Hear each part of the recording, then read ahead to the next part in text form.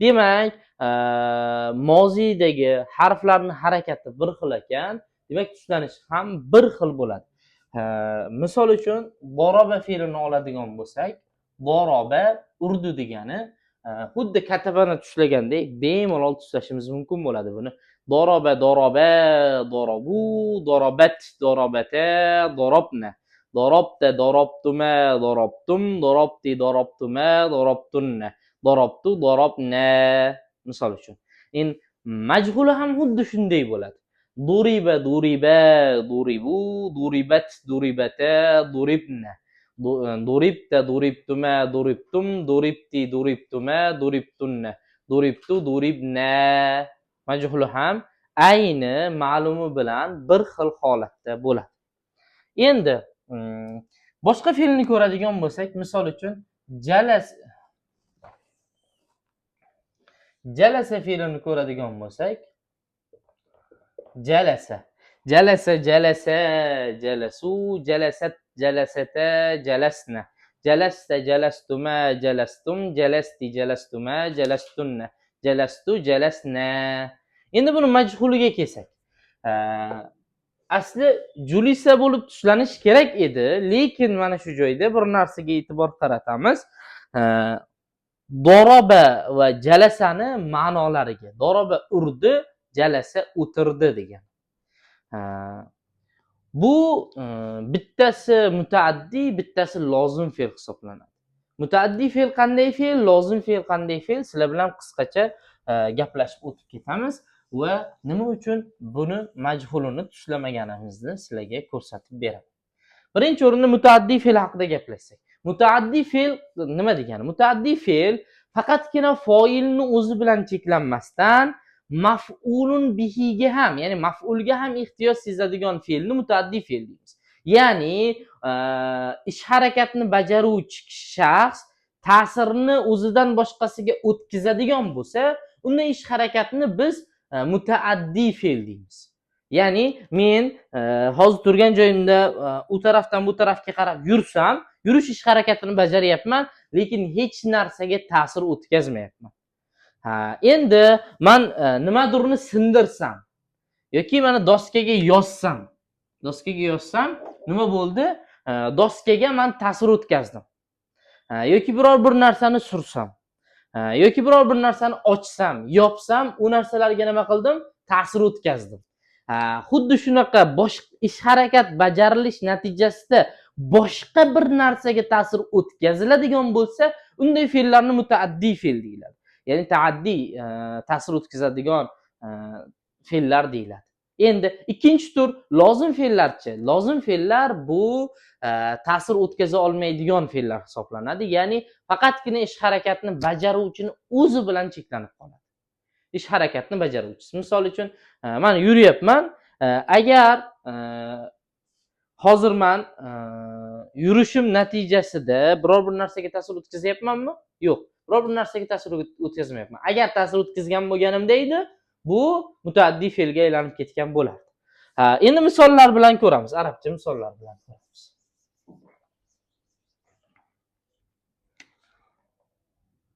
Doroba, mana bugun ko'rgan fe'limiz doroba Zaydun Amron. Doroba Zaydun Amron. Zayd ish harakatini bajaruvchisi, bu ish harakatini bajarish natijasida boshqa bir narsaga ta'sir o'tkazyapti. Ya'ni Zayd urdi kimni? Amirni. Amirga ta'sir o'tkazyapti. Endi ikkinchi jumlamizni ko'ramiz. Jalasa Mahmudun. Jalasa Mahmudun. Mahmud o'tirdi. Biror bir narsaga ta'sir o'tkazyaptimi? Yo'q. Hech narsaga ta'sir o'tkazayotgani yo'q. Demak, mana bu jalasa fe'lini biz lozim fe'l, doroba fe'lini esa mutaaddi fe'l deymiz. Endi birinchi fe'limizni o'zini qayta tahlil qilib ko'rib chiqadigan bo'lsak, mana doroba Zaydun Amron. Bunda doroba ish harakat, ya'ni nima bo'ladi? Fe'l bo'ladi. Zaydun foil. Foil, ya'ni ish harakatni bajaruvchisi. Amron maf'ul. Maf'ulun bihi. Maf'ulun bihi nima degani? Maf'ulun bihi ish harakat unga ta'sir o'tkazayotgan narsani maf'ulun bihi deyiladi. Maf'ulun bihi. Endi biz daraba fe'lini majhul qilishimiz uchun undan nimani tashlab yuborishimiz kerak edi? Foilni tashlab yuborishimiz kerak edi. Ya'ni bizga foil agar noma'lum bo'lsa yoki biz uni yashirmoqchi bo'lsak, majhul fe'ldan foydalanardik. Ya'ni fe'l va nima qolardi? Maf'ulun bihi qolardi. Maf'ulun bihi qolardi. Shunda fe'lni shakli biroz o'zgarardi. Buni sizlar bilan birgalikda birinchi bobda ko'rib chiqqanmiz. Ya'ni fu'ila vazniga, duriba holatiga kelib qolardi. Va qo'shimchasiga maf'ulun bihi bu yerda foil yo'qligini bilintirmaslik uchun va fe'lga to'g'ridan to'g'ri ta'sir o'tkazayotganligi uchun buni harakati endi zammaga o'zgarib qoladi. Zammaga o'zgarib qoladi. Zammaga o'zgarib qolishi nima? Sabablari. Bu endi maf'ulun bihilikdan tushib noibi foillikka, ya'ni foildan o'rinbosarlikka o'tib qoladi. Fe'lga to'g'ridan to'g'ri ta'sir o'tkazishi deganimiz, agar mana shu yerda amrun so'zini o'rniga fatimatu degan so'z bo'lganda yoki maryamu degan so'z bo'lganda, mana bu duriba emas, duribat bo'lib muannas shakliga o'tib qolgan bo'lar edi. Shuning uchun fe'lga to'g'ridan to'g'ri ta'sir o'tkazyapti. Fe'l jinsda noibi foilga, ya'ni oldin maf'ul bo'lgan so'zga moslashyapti. Va natija amr urildi degan so'z hosil bo'lyapti. Zayd amarni urdi degan so'zdan amr urildi degan so'z hosil bo'lyapti. Ma'noni o'zgarishini ko'ryapsizlar? Amr urildi. Endi mana ikkinchi gapimizga kelamiz. Buni o'chirmay turaylik-da. İkinci gapimizga kelamiz. Jalasa Mahmudun. Jalasa Mahmudun. Endi biz bu ish harakatni bajaruvchisini bilmasak yoki yashirmoqchi bo'lsak qanday qilamiz? Farazan Mahmudun yo'q bo'lsa. Mahmudun yo'q bo'lsa, mana bu ish harakatni ta'sirini biz ko'ra olamizmi? Mana bu ish harakatni ta'sirini. Tepada Zayd yo'qolib qolganida, amr bor edi. Ish harakatni ta'siri amirda ko'rinib turgandi. Farazan ko'zi ko'kargan edi yoki qo'li singan edi. Amirda ta'siri ko'rinib turgan edi. Yoki oddiy misol aytadigan bo'lsak, mana sinmaydiganidan ekan. Mana farazan shuni sindirdim deb oladigan bo'lsak, men sindirganim bilinmagan taqdirda ham qalamda nima qolyapti? Buni izi ta'siri qolyapti. Xuddi shunaqa amirda Zaydni aynan Zayd urganligini yoki kim urganligi mutlaqo bizga noma'lum bo'lgan taqdirda ham amirda uni izi qolyapti. Amirda uni ta'siri qolyapti. Shuning uchun biz fe'lni shaklini amirga moslab, amirni noibi foil qilib qo'yapti. Endi lozim fe'llarda agar biz foilni yo'qotib qo'ysak, fe'lni ta'sirini biror bir narsada ko'ra olamizmi? O'sha ish harakat bo'lgan yoki bo'layotganligini biz bila olamizmi? Masalan, men yurdim. Mana shu misolni mana 2-3 marta takrorlayapman. Agar shu ish harakatda men yo'qolib qolsam, bu yerda kimdir yurganini yoki kimdir yurayotganini biror bir narsa bilan isbotlash mumkinmi? Biror bir narsa uni bildira oladimi? Yo'q. Hech narsa uni bildira olmaydi. Tarjimasi ham o'ta g'aliz, o'ta qo'pol chiqadi. Misol uchun o'tirildi. O'zbek tilida biror bir ma'no bildiradimi? Misol uchun urildi desak, bu mashina urildi. Mashinaga tan jarohati, ya'ni mashinaga zarba berilganligini biz bilamiz. Yoki qalam sindirildi. Eshik ochildi. Ta'sirini ko'rib turamiz, eshik ochiq. Farazan kechqurun yarim kechasi dars qilib yoki telefon ko'rib o'tirganimizda o'zimizni maxsus fonarimiz bilan xonani svetini o'chirib qo'yib, tashqarida mayin shabada bo'lib turgan bo'lsa, birdaniga shamol kuchayib, chaqmoq chalib, eshik g'iyq g'iyq etib ochilib lampa o'chib yonsinchi, qanaqa taassurot hosil bo'ladi. Eshik kim ochgani bizga noma'lum, lekin ta'siri bizda ko'rinib turibdi. Ya'ni ish harakat qanday sodir bo'lganligi bizga noma'lum bo'lgan taqdirda ham, kim bajargani bizga noma'lum bo'lgan taqdirda ham ish harakatning natijasi bizda ko'rinib turibdi. Shuning uchun eshik ochildi yoki svet o'chirildi, yoqildi deb bemalol ayta olamiz. Lekin lozim fe'llardachi? Aynan jalasani o'zini olmaydi, boshqa fe'llarni ham oladigan bo'lsak, misol uchun nima desak bo'ladi? Masha yurdi, rokado yugurdi. Yana shunga o'xshash juda ko'p misollarni keltirishimiz mumkin. Bu ish harakatlarda agar fa'il yo'qolib qoladigan bo'lsa, unda hech qanday iz asar qolmaydi. Uni majhul qilib ifodalay olmaymiz. Misol uchun o'tirildi, yugurildi, yana nima desa bo'ladi? Ba'zi bir so'zlarda o'ta qo'pollashib ham ketadi. Misol uchun ikkinchi bobning mudoafida sizlar bilan inshaalloh birgalikda ko'ramiz. Farro yafirru fe'l, qochmoq degan. Majhuli qanday bo'ladi? Qochildi. Nima mazmun ifoda etadi?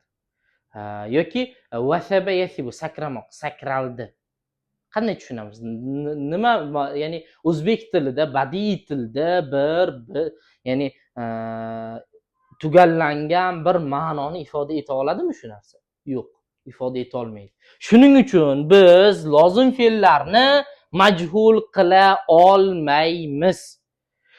Farazan duriba duriba, duribu duribat duribata, duribni qilib tushiladiga, xuddi shu singari julisa julisa, julisu, julisat julisata, julisna qilib tushilay olmaymiz mutlaq.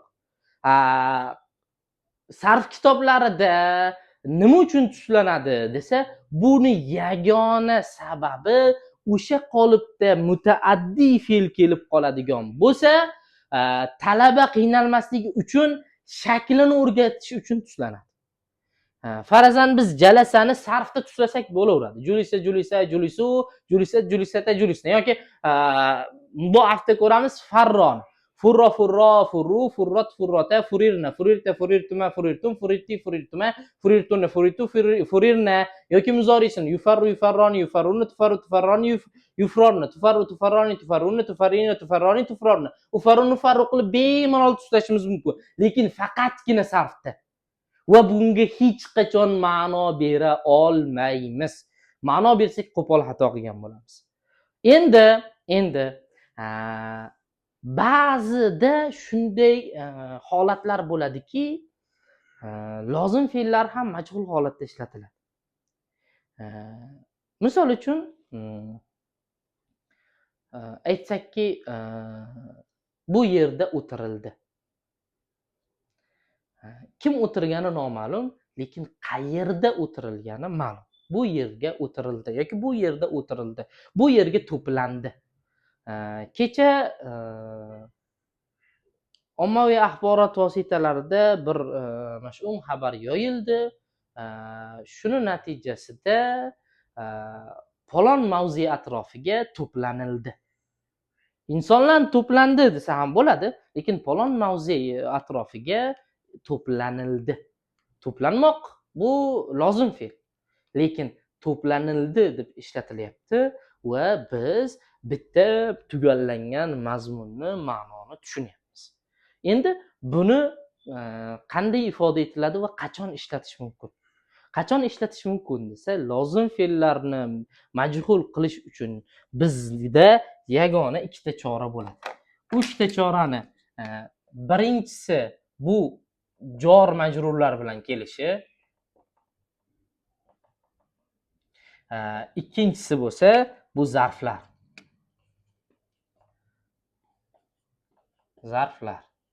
Misol uchun kechasi bilan uxlamay chiqdim.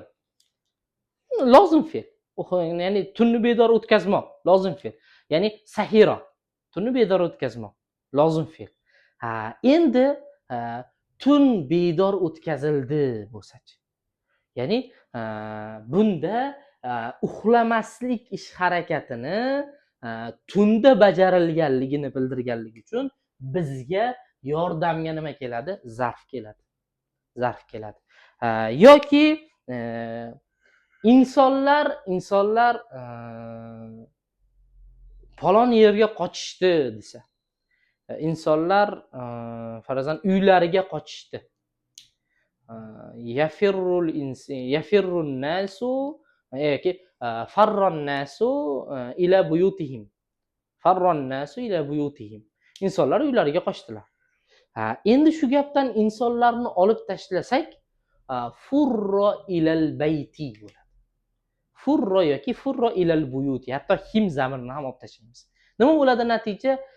Uylariga qochildi bo'ladi. Kim qochgani noma'lum, lekin qayerga ketilgani ma'lum. Shuning uchun mana shu o'rinlarda ishlatishimiz mumkin. Qachon ishlatishimiz mumkin ekan? Birinchisi jor majrur bilan birga kelganda, ikkinchisi zarflar bilan kelganda. Endi sizlarda yana bir savol tug'ilishi mumkin. Duribani tuslayotganimizda yoki shu paytgacha tuslagan fe'llarimizda katabani majhulini tuslayotganimizda kutiba, kutibu dedik. Kutibadagi alifni noibi foil dedik. Ya'ni ikki kishi o'sha ish harakatni ikki kishining ustida bajarilganligini ifoda etdi. Kutibu, misol uchun nusiru, ular erkaklarga yordam berildi. Shu nusirudagi vovdan asli oldingi maf'ulun bihi, keyin u maf'ulun bihi noibi foilga o'zgargan va o'sha noibi foil ular erkaklar ekanligini bildik.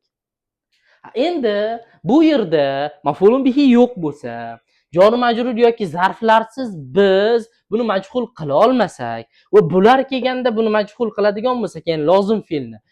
Lozim fe'l xuddi kataba yoki dorobaga o'xshab tuslanadimi yoki bitta shaklda turadimi?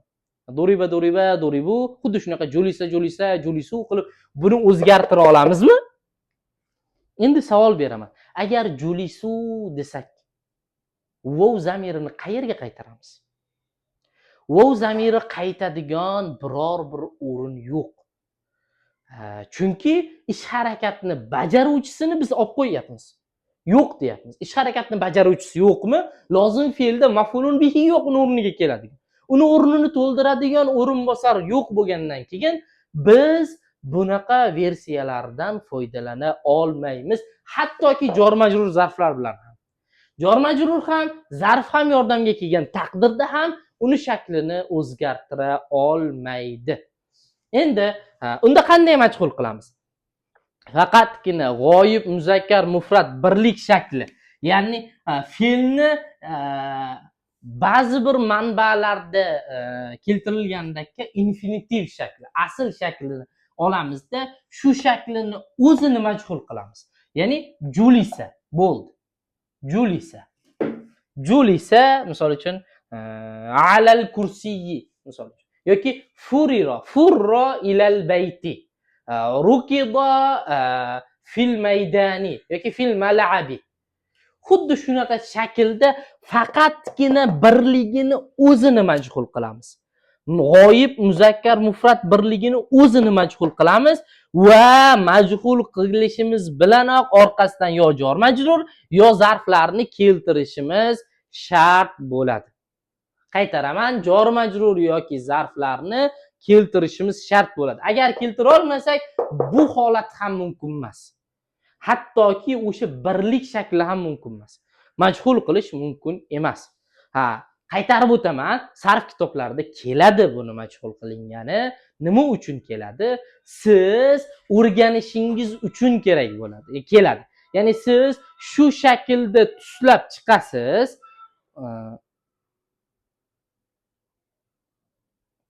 Yaxshimi opa? O'chmaydi. Tepadan tushirasan yo bossang o'chmaydi. Bo'ldi. Yaxshimi? Xo'p. Nima? Qaysi gapda to'xtagan edik? Xo'p. Jor majrur yoki zarflarsiz hatto shu shaklini ham nima qila olmaymiz? Keltira olmaymiz. Mumkin emas bu holatini keltirish. Lekin sarf kitoblarida xohlagan o'zbek zaboni yoki boshqa kitoblarni oling, tuslangan versiyasini topishingiz mumkin. U faqatgina sizga qolip o'rgatish uchun kerak. furirna yoki furirna degan bir gapni siz sarf kitoblardan topsangiz, bu degani uni nahvga olib ishlatishingiz mumkin degani emas. Bu sizga qolip o'rgatyapti. O'sha qolipga tushadigan mutaaddi fe'llarni oling ishlating. Lekin lozim fe'llarga kelganda chegara bor. U chegarani buzib o'tib ma'no bera olmaysiz. Faqatgina shu ikkita holatda bo'lishi mumkin. O'shanda ham fe'lning shakli birlikda bo'ladi. Endi mana bu jor majrurlarga qo'shilayotgan zamirlarni o'zgartirib tushlasa bo'ladi. Qanday qilib? Misol uchun aytsakki, o'sha furroni oladigan bo'lsak, qochishi, ilayhi desak unga qochildi bo'ladi. Furro ilayhi, u bir erkakka qochildi. Furro ilayhima, u ikki erkakka qochildi. Ya'ni u ikki erkak tarafga qarab ketildi degan mazmunda. Furro ilayhim, ular erkaklar tarafga qarab ketildi, qochildi. Xuddi shu mazmunda oxirdagi zamirlarni o'zgartirishimiz mumkin, jor majrurlarga qo'shiladigan yoki zarflarga qo'shiladigan. Lekin fe'lning shaklini o'zgartira olmaymiz. Endi